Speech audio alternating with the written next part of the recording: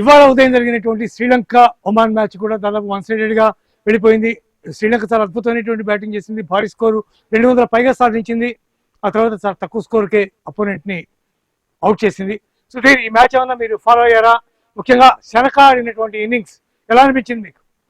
Of course follow definitely కావాల్సిందే కదా, మనం డిస్కస్ చేస్తున్నాం అంటే. మేబీ కొన్ని సమయాలలో చూడకపోవచ్చు, రిపోర్ట్ చదువుతుంటాం, బట్ అదర్వైజ్ డెఫినెట్లీ ఫాలో అవుతున్నాను. ఒకవేళ ఫుల్ మ్యాచ్ చూసే ఛాన్స్ లేకున్నట్లయితే హైలైట్స్ చూడడం అనేది కంపల్సరీ చేయాల్సిందే డిస్కస్ చేసినప్పుడు. Shiva, it was a very good match, actually good match for Sri Lanka and put in to bat. Tournament లో ఇప్పటి వరకు 225 అనేది హైయెస్ట్ స్కోర్ వాళ్ళదే. నిన్న సౌత్ ఆఫ్రికా కూడా 213 చేశారు. సో ఫెంటాస్టిక్ మ్యాచ్ అండి, డౌటే లేదు. అద్భుతంగా ఆడారు. అండ్ దట్టు కుషాల్ మెండిస్ చాలా చక్కగా ఆడుతున్నాడు. అండ్ ఇంపార్టెంట్ థింగ్ ఏంటంటే captain has come back to his form అండి. Shanaka is a very good player, is a very good player, very good allrounder, bowling కూడా చేయగలుగుతాడు.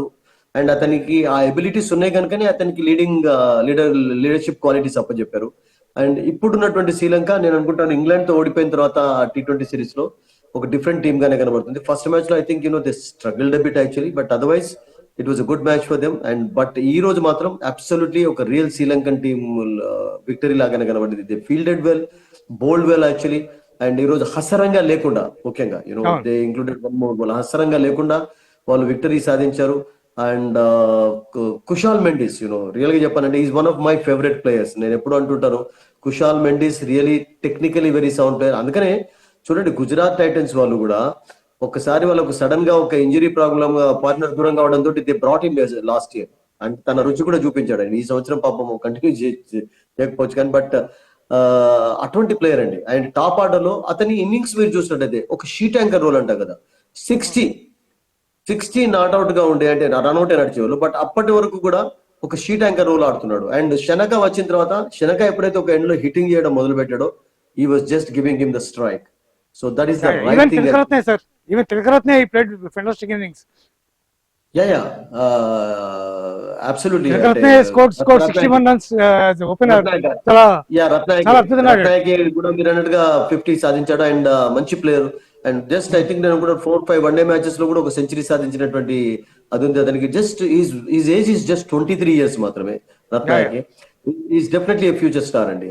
టాప్ ఆర్డర్ లో డౌటర్ ఒక మంచి ప్లేయర్ దొరికాడు వాళ్ళకి. అండ్ కమిన్దో మెండిస్ కూడా ఫామ్ లోకి రావడం, అతను కూడా ఒక లిటిల్ క్యామియో ఇన్నింగ్స్ ఆడాడు ఈ రోజు. 2 sixes 1 boundary యాక్చువల్లీ. సో ఓవరాల్ గా team is gelling well. Real గా చెప్పాలంటే they are really playing good cricket.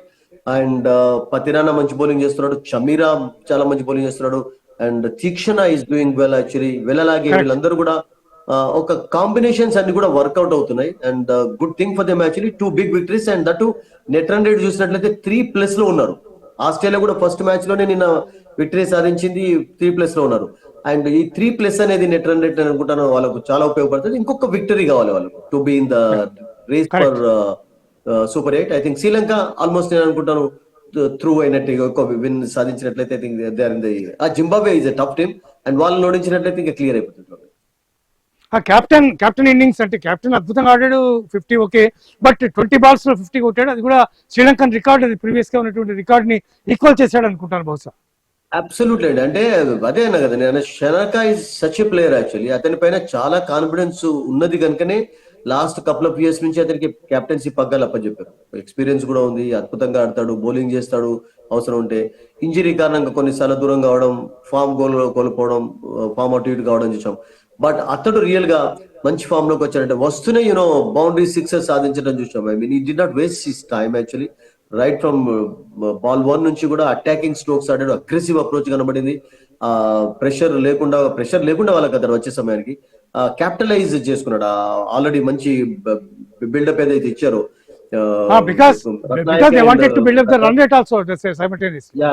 రత్నాయక్ and Mendis, Kushal Mendis ఏదైతే పార్ట్నర్షిప్ నమోదు చేశారో అది ఇట్ వాస్ అవుట్ స్టాండింగ్ అండి. అంటే they were in bit of trouble. అంటే పవర్ ప్లే లో 2 wickets కోల్పోవడంతో కొంచెం ప్రెషర్ ఉండింది. బట్ పవర్ ప్లే తర్వాత Ratnayake was very good, and Kushal Mendis was rotating the strike well actually, hitting the loose ball, boundary 6 సాధించాడు.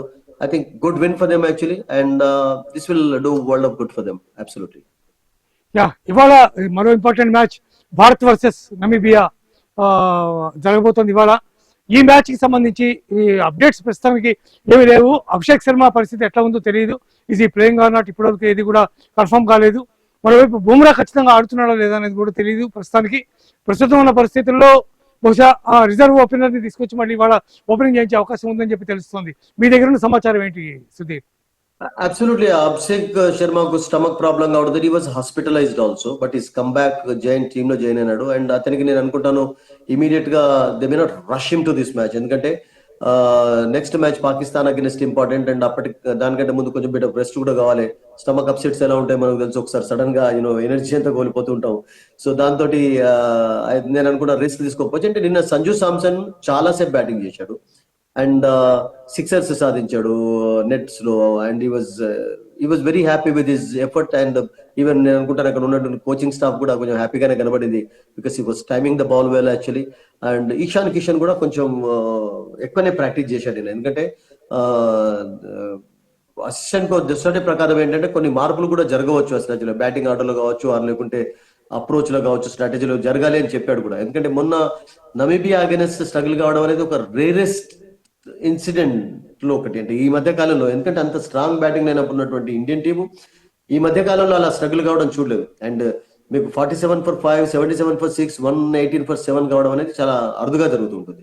So దానికి of course against USA అది కూడా, అంటే USA of course is not small team.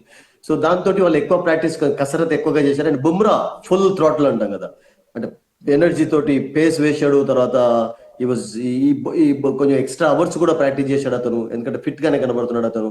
అతను వస్తున్నాడు అంటే పాపం unfortunately this man Mohammed Siraj మన హైదరాబాద్ 3 వికెట్లు తీసుకున్నా కానీ ఆ జగ అతనికి ఇవ్వాల్సిందే, డౌటే లేదు. ఎందుకంటే సిరాజ్ ను తీసుకురావడానికి కారణం కూడా ఏంటంటే ఒక జస్ట్ అవసరం ఉన్నప్పుడు ఉపయోగించుకోవడం అనేది. ఎందుకంటే ప్రతిసారి మీకు పేసర్స్ అందరూ అవసరం ఉండకపోవచ్చు. హర్షదీప్ ఉంటాడు, హార్దిక్ పాండ్యా ఉన్నాడు కనుక you might need couple of spinners. So Varun Chakravarthy, Axar Patel, Kuldeep తీసుకోకపోవచ్చు ఈ రోజు నాకు అనిపిస్తుంది. And Tilak Varma also can bowl actually.